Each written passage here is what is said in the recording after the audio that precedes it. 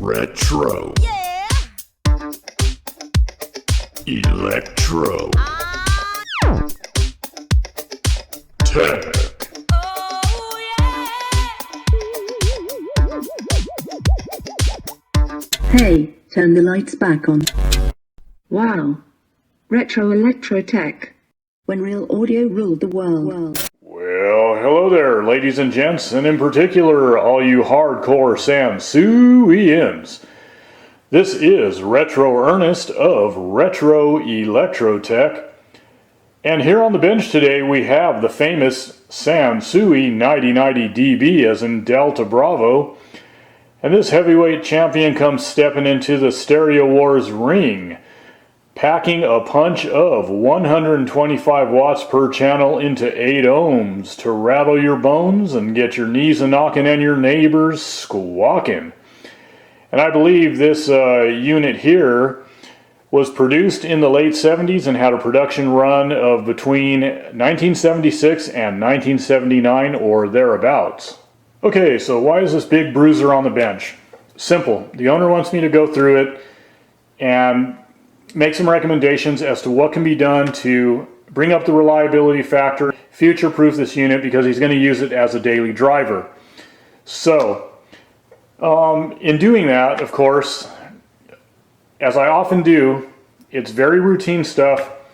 Get a unit like this on the bench, pop the hood, do a cursory inspection, physical inspection, use my eyes, and my sense of smell, because you never know, sometimes you smell stuff that smells a little bit charred, kind of burnt, something that's overheated.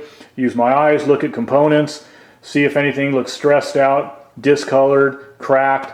Is there bulging electrolytics, leaking electrolytics? Does all the wiring look okay? Do the circuit boards look okay? Are the fuses on board the correct fuses? They're not overrated, in other words, so forth and so on. Now, on that note, if everything passes the initial cursory inspection, then at that point I will perform a safe power-up. I'm not going to get into detail in this video as to what current limiters and dim bulb testers are all about. I'll briefly make mention of it and why safe power-ups are performed, but I'm not going to go into a deep dive on that. And of course, if everything looks good via the safe power-up, then get a signal injected and monitor the outputs, go through and check all the controls, function test things, make sure that none of the controls are behaving intermittently, noisy, and all that. They're doing what they should be doing, in other words, and then press on from there. So during all that, the unit is going to tell the story as to whether or not there's any other specifics that need to be looked into, problems that need to be sussed out beyond what I'm going to recommend is done as a matter of course, or what is performed as a matter of course in order to bring up the reliability and future-proof this unit. On that note, a lot of you might already know right off the bat that, well, a unit this age, multi-decades old, is going to need restorative work if you're going to use it as a daily driver. So that is true. But to what extent? Well, right off the bat, I'm trying not to do too many full-on electrolytic recaps. Recapping an entire piece of equipment like this. There's a lot of electrolytics in here. Right now, I just don't have that kind of time. If the customer wants to wait it out, well then, a different story.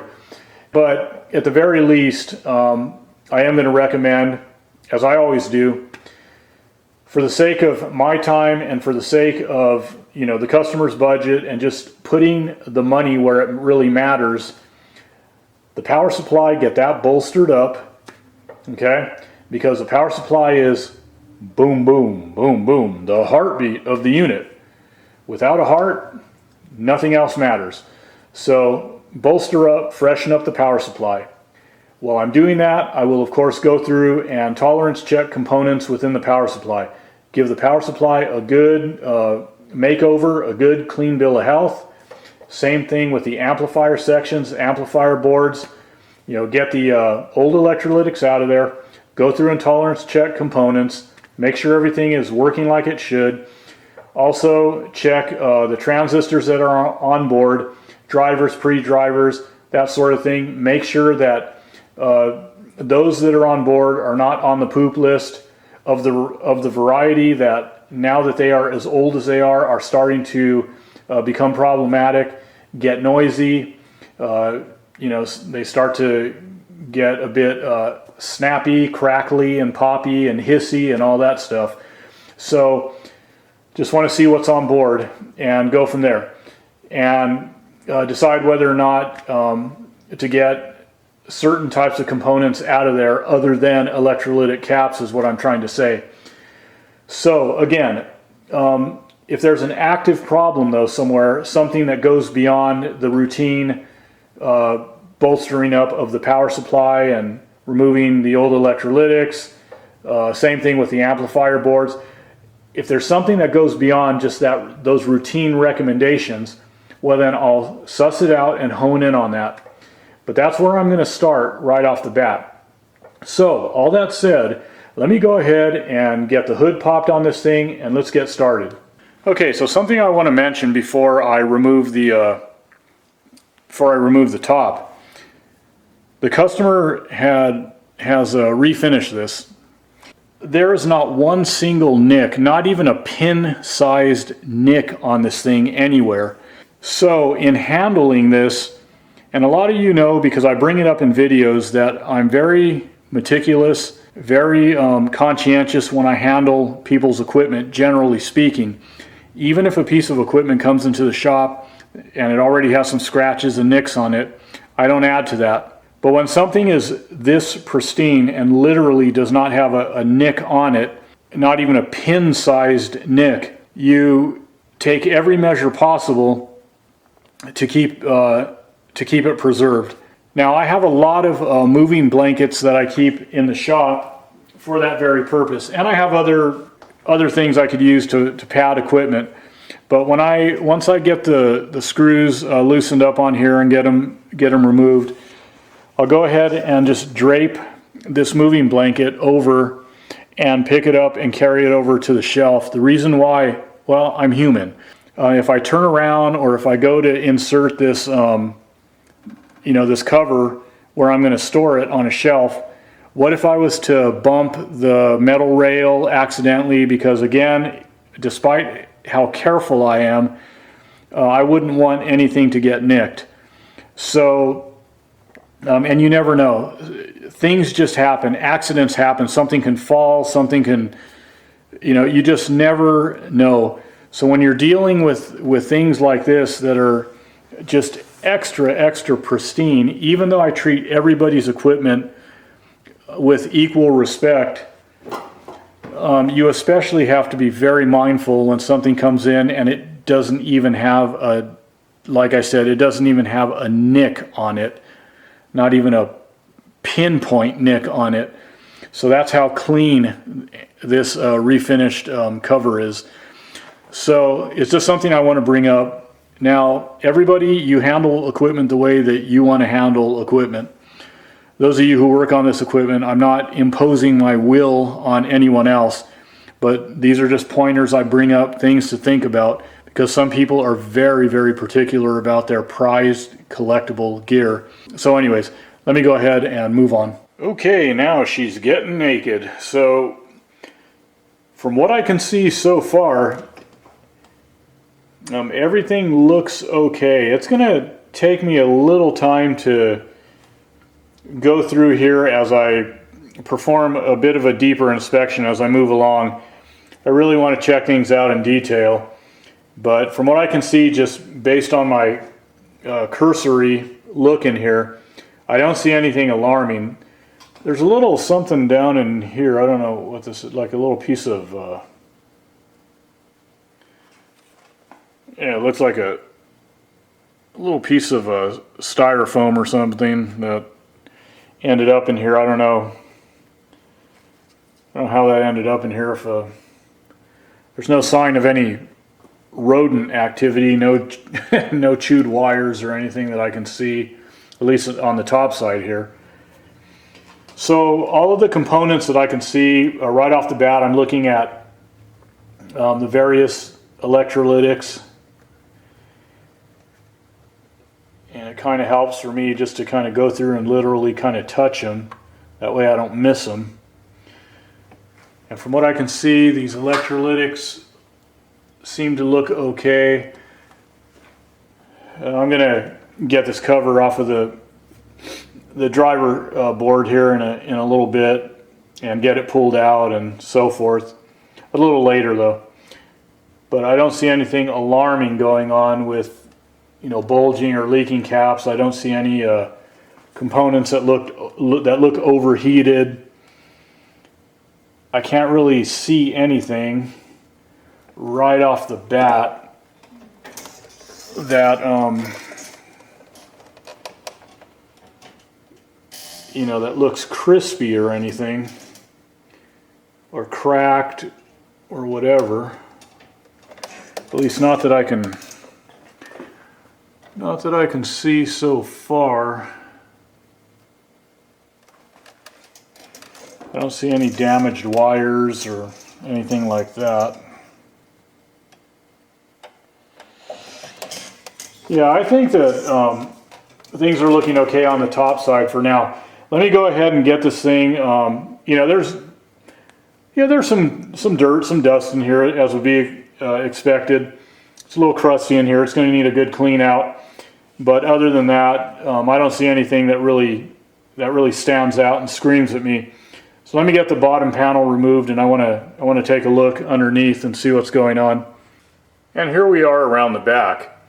So in going through and giving everything a look over here, again, I don't see anything alarming.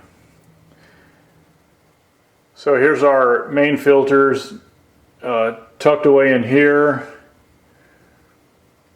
and there is a missing cover on this relay here. Let me see if I can zoom into that a little bit better before it gets all blurry. Yeah, we're missing our cover here.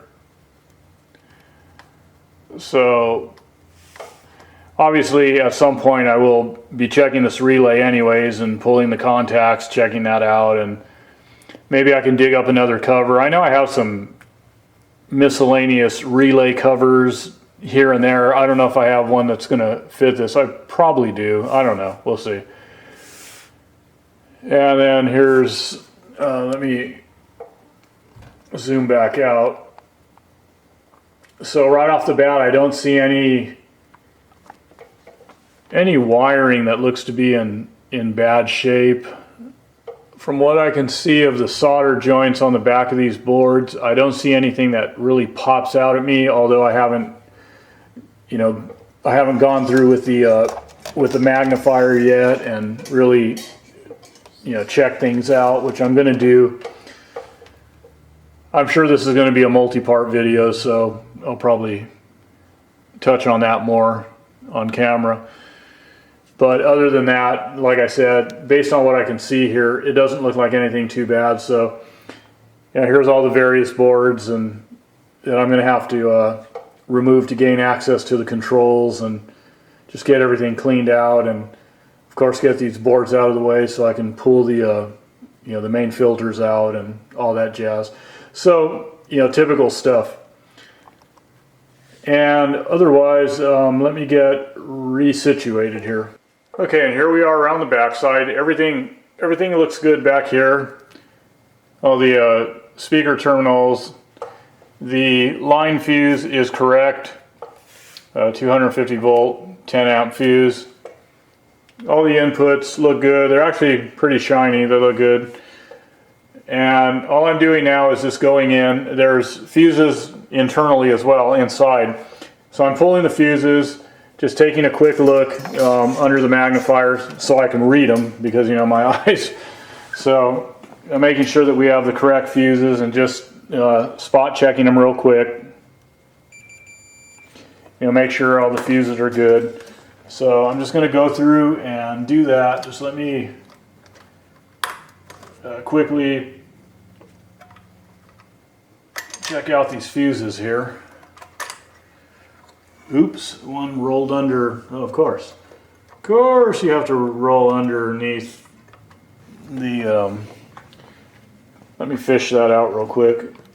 Yeah, I had to fish out a fuse, grab a set of tweezers that rolled underneath a little hidey hole inside the inside the stereo here. Okay, let me pull a couple more fuses here. Again, just make sure that somebody didn't pop a fuse in here that's not the correct rating. So let me see what we got here. This one should be a 3 amp. Yes, it is. Let me just check it real quick. Yep, that's good.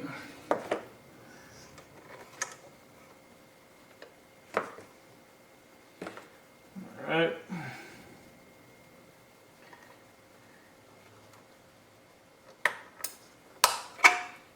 Alright. Just use one of these little nifty fuse pullers and go in there and rotate it, pop the fuse out. I'm sure a lot of you know what these are.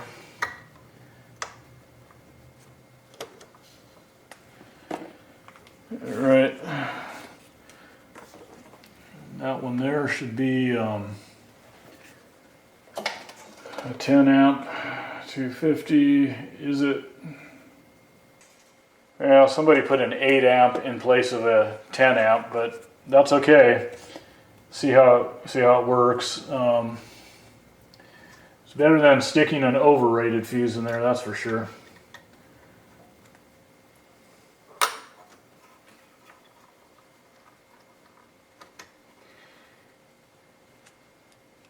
And I'll double check the schematic on that, because sometimes, you know,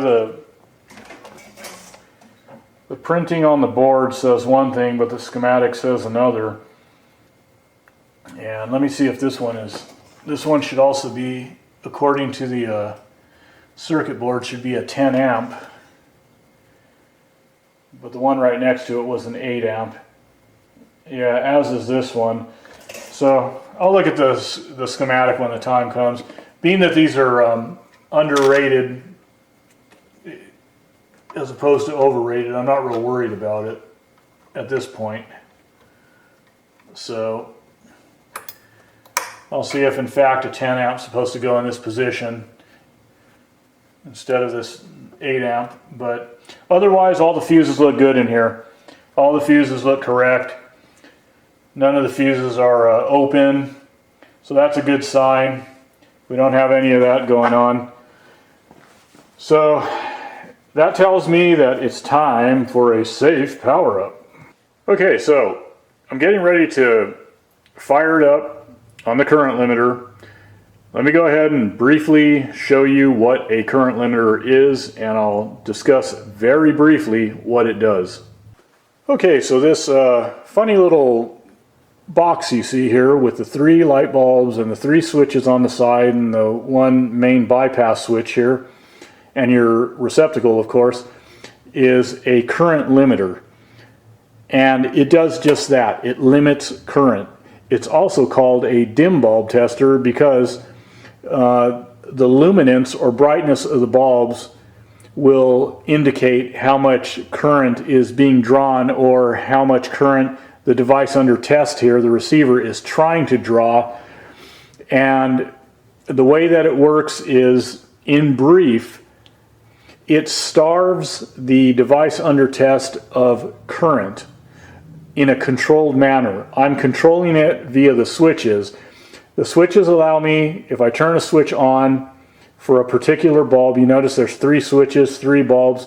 Well, each switch controls a particular bulb. Now I could bring in a bulb, or I can turn it off and remove a bulb. I can bring the bulbs in singularly or in combination, in any combination, and that dictates how much current the device under test down here, the receiver, is allowed to consume. because the bulbs provide resistance via their bulb filaments, okay? So I'm controlling how much current this unit is allowed to consume. So I'm starving it of current, and the reason why I'm starving it of current initially when I'm performing a safe power up is because if something was to go wrong, if a component is going to try to fail and short out catastrophically and try to run away and draw a heavy current, it needs fuel for the fire, okay? It needs fuel, it needs current in order to fail catastrophically and for something bad to happen and short out. And like a forest fire, I use that analogy quite often, is that in order for a forest fire to become a forest fire, starts out as a small fire, and it grows from there. In order to grow and become a devastating forest fire, it needs fuel. It needs oxygen, it needs more fuel to burn. If you starve a fire of that, what happens? Well, it goes out, or at the very least, it's greatly reduced in size to a very small flame. And when this device under test is operating normally without any problems, it's kind of operating on a regular size flame, okay? But if something goes wrong, it's going to try to burn like a forest fire and consume more fuel in the form of drawing heavier current and trying to run away with more current, fail, short out, go into meltdown mode. But this device prevents that from happening by limiting current. So if this thing does okay during the initial power up, started out with more current limiting, and monitor the luminance of the bulb, the brightness. It should glow brightly initially and come down a little bit, depending on what bulb you bring in. And you bring the bulb in according to the size of device that you have under test. This is a big bruiser of a receiver. It draws a lot of power. So if I start out with that small bulb, which provides the most current limiting, that bulb is going to glow very brightly, and it's not really going to come down, okay? Because you know, this thing is trying to draw heavy current, and that bulb is going to really try to clamp it and hold it there. So I'm going to want to use a larger bulb. I could bring in the smaller one initially, and then bring in maybe another one in combination or a larger one by itself, give it a little more current. But what you normally see when you first power on the receiver, depending on the bulb, you'll see the bulb glow brightly at first, and it should come down a little bit. And it should just hold there steady. It shouldn't flicker or try to get bright again, because if it does that, that's showing that there's an instability, that this thing is trying to draw heavier current, and it's going to show that in the bulb. The luminance of the bulb is going to show that. So that's what this does, and I'm not going to go into any more explanation than that. So let's get into a safe power up. Okay, so I've had it on the current limiter now for quite a bit. Just been idling here in the shop for a while. Not a single hiccup, which is what we want to see. There's been no fluctuation of the bulbs that I have pulled in. They're completely dimmed out, which is really good. So this thing has been sitting here, behaving itself, idling just fine, not trying to draw any current. Nothing is trying to short out and draw current. So that's good. So it's passed that test thus far. So I'm going to leave it just a little bit longer and just, you know, do some things around the shop. And while I do that, this thing will just sit for a little while. So I'm just checking back in. And then once I come back, then I'm going to have a signal fed into it. I'll have the outputs monitored on the oscilloscope. And we'll see how a signal looks while I go through and perform the usual of checking the different controls. I'll move them around while we look at the oscilloscope signal and just see how things look as far as, you know, is any noise being generated when I rotate the controls? Any static, in other words? Are we going to see static on the signal? Or, you know, is the signal going to kind of jitter and fluctuate and drop in and out? Are we going to lose signal? In other words, intermittent behavior. So that's what we're going to be looking for. And then at some point, I'm just going to monitor the signal just straight up and make sure that there's nothing funny going on. and then eventually do a cursory audio test, and then that will tell me what I need to know as far as the way this unit is behaving, as I already said, and what amount of work likely I will be recommending to the customer, as I already mentioned, to get this thing going, to make this thing more reliable and a bit future-proofed and all that, get that power supply squared away, the amp sections, and just go through and do what needs to be done, in other words, to bring things up a bit. So we'll go from there. So I'll be back in just a moment. Okay, and here we are at the scope, and I have a signal injected, obviously, as you can see, a 1 kilohertz tone, and I've been monitoring the waveforms. I have both channels stacked on top of each other. You can see there's a little difference in amplitude, okay, between the left and the right. The right channel is the blue trace, the yellow trace is the left channel, okay? And as I increase the amplitude, you can see the difference between the right and the left. Not anything too horrendous. The only thing that I'm going to have to look into a little bit more, and of course I'm going to be monitoring things off camera for quite a while, because I want the unit to tell the story. I want it to tell me what it's going to tell me, and give it some time to do so. If anything's going to start to misbehave, or I'm going to start having some issue with one of the channels, then time will tell as I go through this a little bit more. I did notice a little bit of bounce going on in that left channel, or it appeared to be that left channel. In the interest of time, I don't think on video I'm going to go through each of the individual controls one by one. What I decided to do was, I went through, when I first injected the signal that you see there, I went through and did a cursory run through of the controls, just really quick. What I will say is that when I got to the volume control and I started messing around with the volume control like you see me doing now, I noticed that's when the left channel, the yellow trace, started getting a little bit jittery and losing amplitude and kind of bouncing a little bit. And as I kept working it didn't seem to do too much initially, but then it kind of bounced back, and it's where you see it now. So there's not too much of an amplitude difference anymore between the right and the left, but I do notice every once in a while there's a little bit of bounce going on. So I don't know if it's associated with the volume control, balance control, whatever the case. I'm not too sure. Those, the jury's out on those. They don't seem to be noisy. They don't seem to be intermittent when I'm working them. When I'm actually working them, I don't see any static being produced. They don't seem like they're noisy in that respect. But I'm not too sure. Now, when I go through the rest of the controls, there doesn't seem to be any influence on the amplitude of either signal, as far as anything getting jittery once again, or one of the signals or both signals, losing amplitude, or whatever the case. Everything seems to be pretty stable when I go through all of the controls. That's why I don't really feel the need to go through. I want to kind of get through this anyways. So I still recommend having the controls serviced for the sake of future-proofing things, and just in case there is a little bit of a tarnish or oxidation or something like that going on in one of the controls, something that does need to be cleaned out that's causing a little bit of a reduction or a drop in amplitude, or causing it to get bouncy, then you might as well just go ahead and go through these controls anyways. Because as far as I know, they haven't been serviced. I really don't know. I'll touch bases with the owner on that. I don't remember if we talked about that. But I think the current owner acquired it from somebody not too long ago, so he may not know the full history of this as to whether or not any work has been done.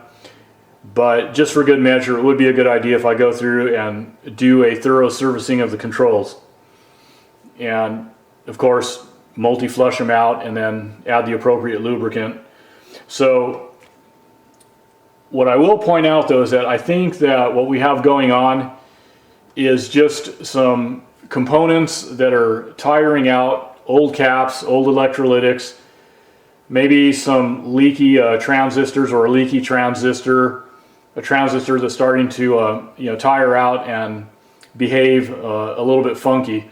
It wouldn't surprise me one bit. And also too, there's something that I am going to hone in on the driver board that I didn't notice initially. So let me go ahead and do that. So that electrolytic there, the blue electrolytic you see on the driver board, you notice at the vent it's bulging a little bit.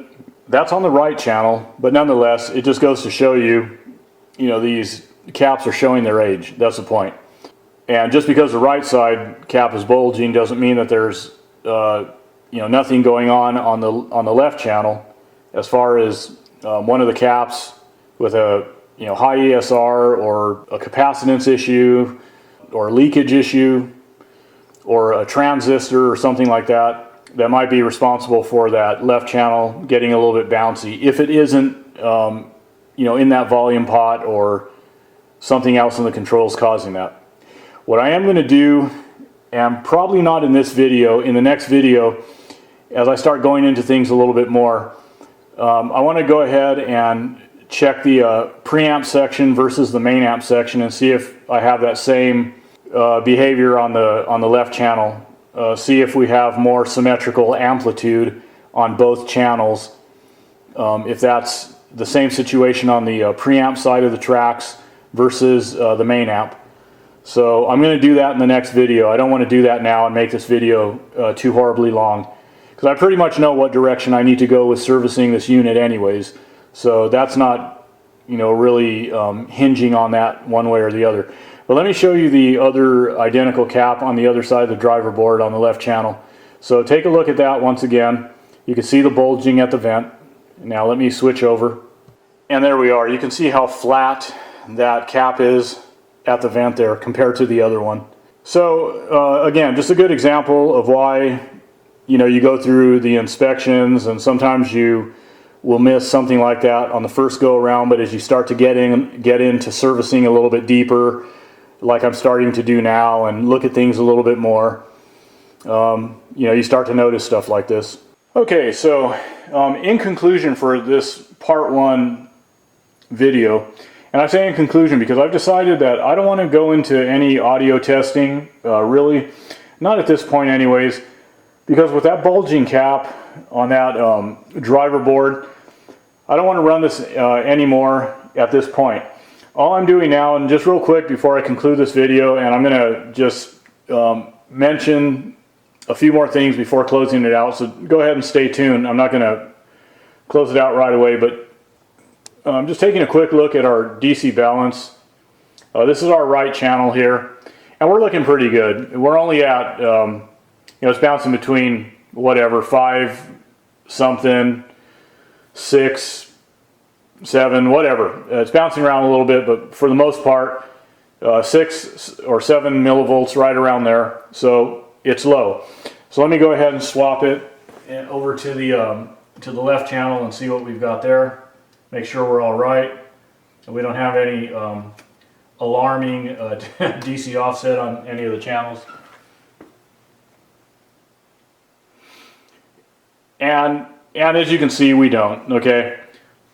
So, anyways, let me go ahead and let me get a little bit of